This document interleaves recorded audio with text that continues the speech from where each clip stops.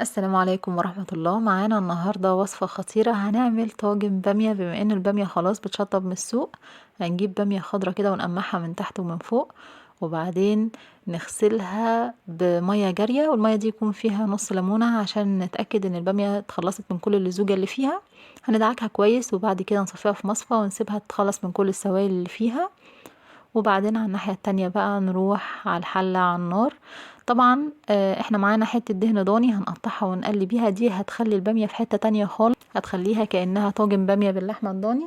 طبعا دي لو مش موجودة هنستعمل معلقة سمنة ومعلقة زيت عادي جدا، لكن لو موجودة هي احسن بكتير طبعا. قطعنا الدهن زي ما انتم شايفين وبنحاول نسيحه في زيت. بعد كده نزلنا بالبصلة، اول ما البصلة هتصفر معانا هنكون دقين فصين توم ننزل بيهم على البصل لحد ما ريحته تطلع، وبعد كده هننزل بالطماطم.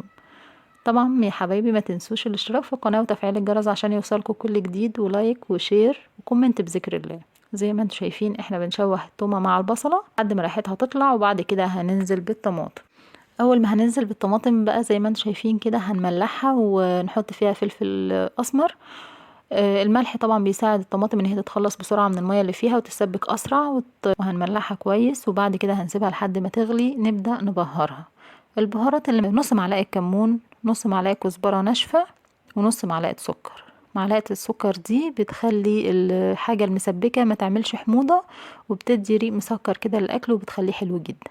احنا مش هنستنى اما الطماطم تسبك على الاخر، احنا هنستناها بس نص تسبيكة كده، وبعدين ننزل بالبامية. طبعا كل الخطوات دي احنا هنعملها هي لو البامية معانا مجمدة. دلوقتي خلصنا كل البهارات كده زي ما انتم شايفين، هنديها تقليبة، واول ما تغلي غلوة حلوة معانا كده هننزل بالبامية.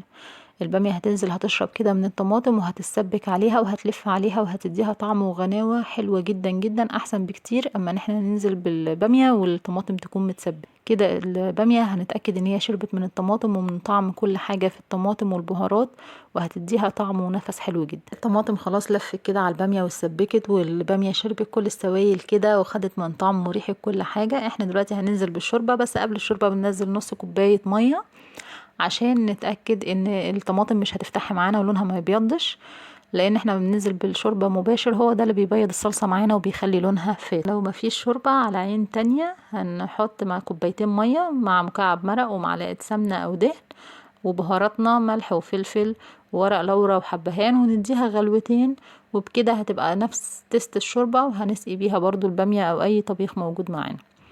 طبعا احنا دلوقتي نزلنا الشوربة ونزلنا كل حاجة اهو، بنقلبها بقى ونسيبها لغاية ما تستوي خالص.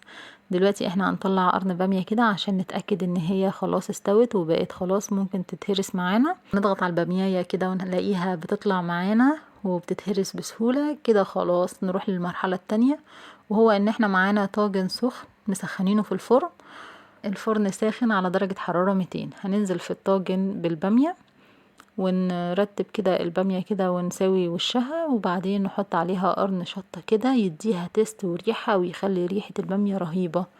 هنحطه على الوش وندخل بقى البامية بتاعتنا للفرن، تاخد لون وتنشف كده ولون كده وتتحمر معانا، وهيطلع طاجن البامية شكله وهمي وخطير، يتاكل بالعيش يتاكل بالرز، هو لوحده كده حكاية. وطبعا بألف هنا وشفا، وأتمنى ان كل وصفاتي تنول اعجابكم، وأتمنى كمان اكون عند حسن ظنكم، وياريت دايما تدعموني باللايك والشير والاشتراك في القناة وتفعيل الجرس. شكرا.